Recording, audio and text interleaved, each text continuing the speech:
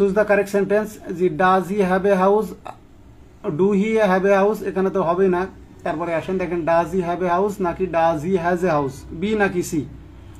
এ হওয়ারটার সুযোগটা নাই এই কারণে যেহেতু হি আমাদের সাবজেক্ট, তো হি যদি সাবজেক্ট হয় প্রেজেন্ট ইনডিফিনিট টেন্সে আমরা অক্সিলারি ভার্ব মানে ইন্টারোগেটিভ সেন্টেন্সে অক্সিলারি ভার্ব হিসাবে ইয়েস নো কোশ্চেনের ক্ষেত্রে আমরা হি যেহেতু থার্ড পারসন সিঙ্গুলার নাম্বার, আমরা অবশ্যই সিঙ্গুলার ভার্ব মানে ডাজ ইউজ করি, ডু না।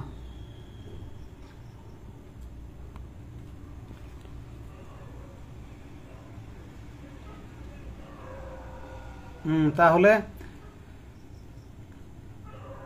যে বিষয়টা এখানে দেখেন, আমরা অনেকেই জানি না যে বেস ফর্ম কি আর প্রেজেন্ট ফর্ম কি। প্রেজেন্ট ফর্ম দেখেন যে he goes to school, he goes to school, এটা হচ্ছে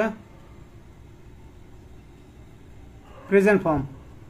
তারপরে দেখেন আই গো টু স্কুল, এটাও প্রেজেন্ট ফর্ম, যত প্রেজেন্ট ইন্ডিপেন্ডেন্ট টেন্সে। ভালো কথা। এখন বেস ফর্ম কখন হবে? বেস ফর্মগুলো আমরা মূলত ব্যবহার করি মানে বেস ফর্মগুলোর সঙ্গে, যেমন হি ক্যান ডু ইট, ঠিক আছে। দেখেন আই ক্যান ডু ইট, ঠিক আছে। হি ক্যান গো দেয়ার বা হি মে গো দেয়ার, আই মে গো দেয়ার। এই যে আমরা মডাল অক্সিলারির পরে বেস ফর্ম ব্যবহার করলাম, এটা মডাল অক্সিলারি চেঞ্জ হবে কিন্তু বেস ফর্মটা চেঞ্জ হবে না। তো একইভাবে এখানে দেখেন আমরা হি ব্যবহার করার কারণে ব্যবহার করলাম ডাজ, এরপরে আমাদের কিন্তু আর প্রেজেন্ট ফর্ম ব্যবহারের সুযোগ নাই, সেক্ষেত্রে আমাদেরকে বেস ফর্ম ইউজ করতে হবে। তো হ্যাভটা হচ্ছে আমাদের সাধারণত বেস ফর্ম।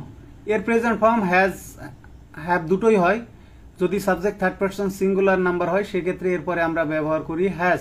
কিন্তু যদি আগে আমরা অক্সিলারি ভার্ব হিসাবে ডাজ ইউজ করে ফেলি, তো ডাজের পরে যেমন দেখেন সে তোমাকে ভালোবাসে, অবশ্যই ভালোবাসে, হি ডাজ বা শি ডাজ লাভ ইউ, তখন কিন্তু শি ডাজ বা হি ডাজ লাভস ইউ হবে না, মানে দুইটা প্রেজেন্ট ফর্ম ইউজ হবে না, যেহেতু আমরা প্রথমে ইউজ করেই ফেলছি ডাজ, ঠিক আছে। এই সেন্টেন্সটা অ্যাফার্মেটিভ করেন, দেখেন যে হি has a house, he has a house assertive করেন। তাহলে এটা যখন ইন্টারোগেটিভ করব তখন কি হচ্ছে, এই যে আমরা ব্যবহার করলাম যে ডাজ ব্যবহার করলাম, তখন কিন্তু আর হ্যাজ ব্যবহারের সুযোগ নেই, তখন আমাদেরকে ইউজ করতে হবে বেস ফর্ম, যে does he have a house, যে কারণে সিটা আর হবে না, কারণ ডাজ আমরা তো একবার সিঙ্গুলার ভার্ব ইউজ করছি, সিঙ্গুলার ভার্ব প্রেজেন্ট টেন্সের মানে প্রেজেন্ট ফর্ম ডাজ ইউজ করে ফেলছি, এ কারণে হিয়ার পরে আর হ্যাজ হবে না, আমাদেরকে ব্যবহার করতে হবে হ্যাভ, বেস ফর্ম ইউজ করতে হবে। তো এখানে আরেকটা বিষয় সেটা দেখেন, এই যে নিয়মে এখানে চারটা অপশন আছে, যে does he have a house, এটা রাইট আনসার, কিন্তু do he have a house বা does he has a house বা do he has a house, এগুলো তো এগুলোকে আমরা বলি ডিস্ট্রাক্টর, মানে রং আনসার আর কি।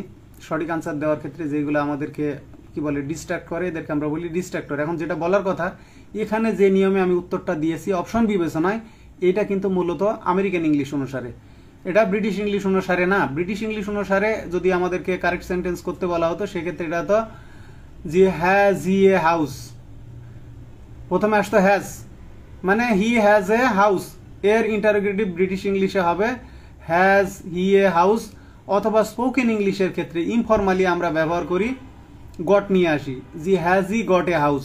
আর আমেরিকান ইংলিশে মূলত আমরা ব্যবহার করি এই যে অক্সিলারি ভার্ব নিয়ে আসলাম ডাজ, পরে আমরা হ্যাজের পরিবর্তে বেস ফর্ম ইউজ করব হ্যাভ।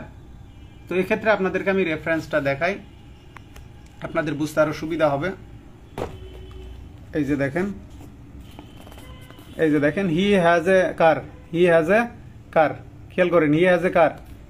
তাহলে আমরা এখানে যে বিষয়টা বলা আছে দেখেন, যে lexical be verb act as operator in British English, this is often true. এই যে দেখেন ফর হ্যাভ অলসো, মানে বি ভার্বের ক্ষেত্রে এই যে দেখেন জন was late, was John late, ঠিক একইভাবে ফর হ্যাভ অলসো, মানে হ্যাভের ক্ষেত্রে একই নিয়ম, and informally goat is added.